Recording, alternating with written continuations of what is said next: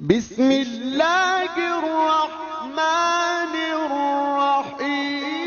میرے رسول کریم صلی اللہ تعالی علیہ وسلم نے اس مذاق اڑانے کو اتنا ناپسند فرمایا ابو جہل کے بیٹے اکرمہ رضی اللہ تعالی، حضرت اکرمہ مسلمان ہو گئے تھے اور اتنے خوبصورت مسلمان تھے، توجہ ہے آپ کی میری بات پر، وہ اتنے حسین مسلمان تھے کہ کلمہ پڑھا تو سردار تھے مکے کے، لیکن کہتے ہیں یا رسول اللہ میرا مکے میں دل نہیں لگتا، مجھے مدینے آنے کی اجازت دے دے۔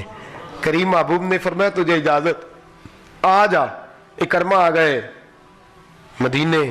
ابو جہل بڑا مشہور آدمی تھا، اگرچہ اس کا نام بدنام جو ہوں گے تو کیا نام نہ ہوگا، بدنامی میں نام تھا لیکن نام تو بڑا تھا نا۔ لوگ کہتے یہ کون ہے، مدینے کے باسی پوچھتے یہ کون ہے، اب وہ لوگ بتاتے اکرمہ۔ کون اکرمہ؟ کہتے ابو جہل کا بیٹا۔ جب ابو جہل کا بیٹا کہتے تو جس آدمی کا نام لیا جاتا ہے نا اس کا تصور بھی آتا ہے انسان کے ذہن میں، اچھے آدمی کا نام لیں تو اس کا تصور بھی ذہن میں آئے گا، برے آدمی کا نام لیں گے تو خاکہ اس کا بھی بنے گا۔ جب ابو جہل کا نام لیتے تو خاکہ بنتا ذہنوں میں، اچھا ابو جہل کا بیٹا ہے، اچھا۔ حضرت اکرمہ کو تکلیف ہوتی۔ ابو جہل پکا کافر تھا کہ کچا تھا، چھوٹا دشمن تھا کہ بڑا تھا، اس کے بے ایمان ہونے میں کوئی شک تو نہیں نا، لیکن رسول کریم صلی اللہ علیہ وسلم کے اس غلام کو لوگ جب یہ تعارف کراتے نا کہ ابو جہل کا بیٹا، ابو جہل کا، بھائی تھا بھی ابو جہل کا بیٹا، بات بھی جھوٹی بات بھی سچی ہے، لیکن لوگ ہنستے ٹھٹھا کرتے۔ میرے رسول کریم صلی اللہ علیہ وسلم کی خدمت میں جناب اکرمہ نے عرض کی یا رسول اللہ صلی اللہ علیہ وسلم، اگر ابو جہل میرا باپ ہے تو میری کیا غلطی ہے، اگر میں اس کے گھر میں پیدا ہوا ہوں تو حضور میری کیا خطا ہے؟ یا رسول اللہ لوگ مجھے میرا مذاق اڑاتے ہیں، ٹھٹھا کرتے ہیں۔ میرے نبی منبر پہ بیٹھے اور جمعے کا خطبہ دیا، سید عالم صلی اللہ علیہ وسلم نے فرمایا کیا ہو گیا لوگوں کو، مردوں کا نام لے لے کے زندوں کو تکلیف دیتے ہو؟ فرمایا کوئی اسے ابو جہل کا بیٹا کہہ کے نہ پکارے، ابو جہل کا بیٹا فلاں قبیلے کا آدمی ہونا وہ کل کی بات تھی، آج کی بات کرو۔ حضور آج کی بات کیا ہے؟ فرمایا آج کی بات یہ ہے کہ وہ خدا کا بندہ ہے اور محمد مصطفیٰ کا امتی ہے۔ رسول کریم صلی اللہ علیہ وسلم کی حدیث ہے، سو تو نہیں گئے آپ لوگ؟ حضور نے فرمایا قیامت کا دن ہوگا تو جو دنیا میں مذاق اڑانے اور مذاق سے نفرت پیدا ہوتی ہے، یاد رکھیے گا، مذاق سے کبھی محبت نہیں بڑھتی، مذاق سے نفرت ہے، تھوڑی دیر کے لیے تو وہ بات برداشت ہوتی ہے، جب آپ اس کی، اور پھر ہم مذاق بھی لایانی باتوں پہ، ایک آدمی کی نظر کمزور ہے تو لوگ مذاق کرتے ہیں، اور یہ نظر آ رہا ہی اللہ سے ڈاری یار، اس نے بیچارہ وہ اس کا دل کرتا ہے کہ وہ ایسا ہو جائے۔ ایک آدمی پیدائشی طور پہ ٹانگ سے معذور ہے تو آپ اس کے لیے کیا جملہ استعمال کر رہے ہیں؟ اللہ تبارک و تعالیٰ سے ڈرنا چاہیے نا، خیال کرنا چاہیے۔ نبی پاک صلی اللہ علیہ وسلم نے فرمایا جو دنیا میں لوگوں کا مذاق اڑاتے رہے، ٹھٹھا کرتے رہے، قیامت کے دن جب وہ جنت میں جائیں گے تو رب ان کے لیے جنت کا دروازہ کھول دے گا۔ صحابہ کہتے ہیں ہمارے کان کھڑے ہو کے حضور وہ مذاق کرتے تو دروازہ کھول جائے گا؟ میرے محبوب پاک سب کہیے صلی اللہ علیہ وسلم، سید عالم صلی اللہ علیہ وسلم فرماتے ہیں دروازہ کھول جائے گا، اور جب وہ جنت میں جانے لگیں گے تو جو جنت کا فرشتہ ہوگا وہ دروازہ بند کر دے گا، وہ کہیں گے دوسرا کھلا ہوا ہے وہاں سے جاتے ہیں۔ توجہ ہے نا میری بات پر؟ جب دوسرے دروازے سے جانے لگیں گے، داخل ہونے لگیں گے تو دروازہ فرشتہ بند کر دے گا، تیسرے دروازے سے داخل ہونے لگیں گے، اندر پہنچ گئے بھاگنے لگے تو دروازہ، آپ مجھے بتائیے کتنی مایوسی ہوتی ہے اس شخص کو، کتنا وہ پر، اور قیامت کا وہ دن جب للہ الواحد القہار، ڈر لگ رہا ہے کہیں رب جہنم کا فیصلہ نہ کر دے۔ فرمایا 8 دروازے جنت کے کھولے گئے ان کے لیے، اور ہر دفعہ دروازے تک آنے کا موقع دیا گیا، لیکن جب وہ قریب آئے تو ہر دفعہ دروازہ بند کر دیا گیا۔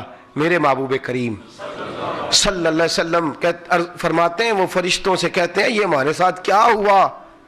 تو کہا تمہارے ساتھ آج وہی کیا گیا ہے جو دنیا میں تم اللہ کے بندوں کے ساتھ کرتے تھے، تم لوگوں سے مذاق کرتے تھے، ٹھٹھا کرتے تھے، تم توہین آمیز لہجہ اختیار کرتے تھے، آج فرمایا وہ مایوس ہو کے تڑپیں گے، روئیں گے، لیکن ان کے لیے دوبارہ جنت کا دروازہ ہم مذاق کرتے ہیں, لوگوں کا ٹھٹھا اڑاتے ہیں, ہم توہین کرتے ہیں معاذ اللہ, برے جملے بولتے ہیں لوگوں کے بارے میں, سخت سست کہتے ہیں وہ تیرا باپ ایسا تھا ہمیں پتہ ہے.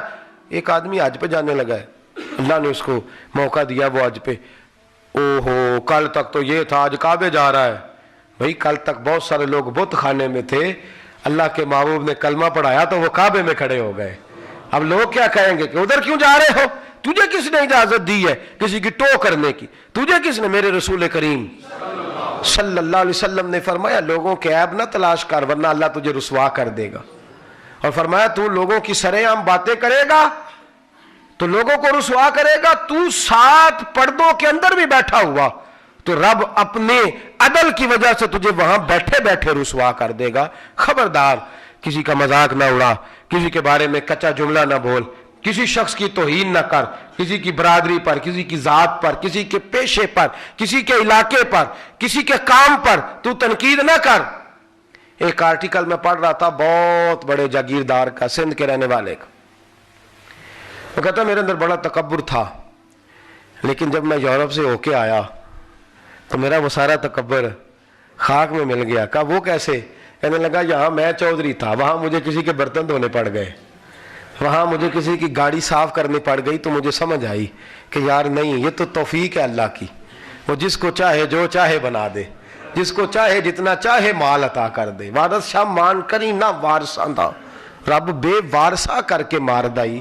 کہ یہ تو اس کی بے نیازی ہے, تو میں وہاں گیا تو سمجھ گیا. عزیز یاد رکھ, خیال کر اس بات کا, مذاق میرے نبی پاک صلی اللہ علیہ وسلم کی زوجہ حضرت صفیہ رضی اللہ تعالی عنہا, حضرت صفیہ رضی اللہ تعالی عنہا حضور کی بارگاہ میں آئیں, کہتی ہیں یا رسول اللہ صلی اللہ علیہ وسلم, مجھے کچھ بیویاں کہتی ہیں تو بڑی تبلیغیں کرتی ہے, ام المومنین ہے, اور تیرا سارا علاقہ تو یہودیوں کا ہے. یہ حضرت ہارون علیہ السلام کی نسل میں سے تھی, سارے یہودی ہیں تیرے خاندان والے, اور تو تبلیغ کرتی ہے. یا رسول اللہ صلی اللہ علیہ وسلم, مجھے انہوں نے تانا دیا ہے کہ سارے یہودی ہیں, تو تبلیغیں کرتی ہے, توجہ ہے میری بات پر؟ تو میرے حبیب کریم سے رو کے کہا. حضور نے فرمایا تو روتی کیوں ہے, تجھے انہیں کہنا چاہیے تھا کہ میں تو ہارون علیہ السلام کی بیٹی ہوں, تجھے کہنا چاہیے تھا میرا یہودیوں سے کیا تعلق, میں تو ہارون کی بیٹی ہوں, جناب موسیٰ علیہ السلام کی بھتیجی ہوں, اور کہنا چاہیے تھا میں تو محمد عربی کی زوجہ ہوں صلی اللہ علیہ. تو نے یہ بات ان کی سن کیسے لی؟ میرے حبیب کریم صلی اللہ علیہ وسلم نے حوصلہ دیا, تسلی دی, فرمایا خبردار. حضرت شیخ سعدی شیرازی رحمت اللہ علیہ کے بھائی بہت بڑے تاجر تھے, تو حضرت سے ملنے آئے. جب ان کے شہر میں آئے تو آ کے دیکھا کہ وہی چھوٹا سا مکان ہے, وہی پرانا سا گھوڑا ہے, بیمار اور بوڑھا, اور وہی سارے حالات ہیں. تو کہنے لگے سعدی اتنا بڑا تو پیر مولوی ہے, تو نے بنایا کیا ہے؟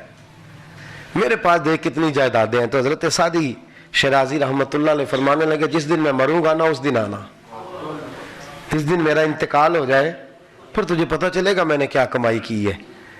تو ان کے بھائی کہتے ہیں جس دن ان کا انتقال ہوا تو میں ان کے شہر میں گیا تو میں نے گلیوں کے کھڑے بچوں کو بھی روتے دیکھا. کہتے ہیں ہر شخص رویا, مجھے یوں لگا کہ گلیاں بھی رو رہی ہیں. ایک چرواہا, اس کے کپڑے گوبر سے بھرے ہوئے تھے, گوبر سے بھرے ہوئے تھے اس کے کپڑے, اور وہ بکریاں چرا رہا تھا. تو حضرت سعدی کا جنازہ اٹھا تو وہ بھی چیخیں مارنے لگا. تو کہتے ہیں میں اس کے قریب چلا گیا, میں نے کہا تو چرواہا ہے, مولوی سے تیرا کیا کام, اور تیری حالت بتاتی ہے کہ تو کبھی مسجد بھی نہیں گیا, تو کیوں روتا ہے؟ تو کہنے لگا حضرت جی غریب آدمی ہوں, میں تنخواہ پہ بکریاں چراتا ہوں, تو لوگ مجھے تانا دیتے تھے, کوئی کہہ کے ڈانٹ جاتا تھا, کچھ کہہ کے, تو میں روتا تھا. سعدی شیرازی اپنے گھوڑے پر میرے پاس سے جب گزرتے تھے تو نیچے اتر جاتے تھے اور مجھے کہتے تھے مایوس نہ ہونا, پریشان نہ ہونا, اور میاں تو کوئی چھوٹا کام نہیں کر رہا, بکریاں چلانا تو میرے مصطفیٰ کی سنت ہے.